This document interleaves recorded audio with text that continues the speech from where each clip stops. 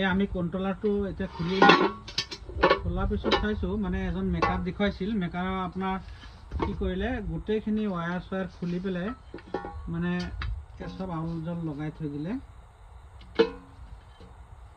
ৱায়াৰখিনি গোটেই খুলি পেলালে, গোটেইখিনি খুলি পেলালে একেবাৰে। ৱায়াৰ চয়াৰ য'ত লগাব লাগে চব খুলি মেলি এটা কৰি থৈ দিলে। এতিয়া আমি গোটেইখিনি কানেকশ্যন ধুনীয়াকৈ কৰি পেলাই তাৰপিছত আমি চ'লাৰত লগাই ধুনীয়াকৈ চেক কৰিলেহে ৰিজাল্টটো ওলাব চাৰ্কিটত কিবা প্ৰব্লেম হৈছে নেকি। সেইটো আমি নেক্সট ভিডিঅ'ত দেখুৱাই দিম।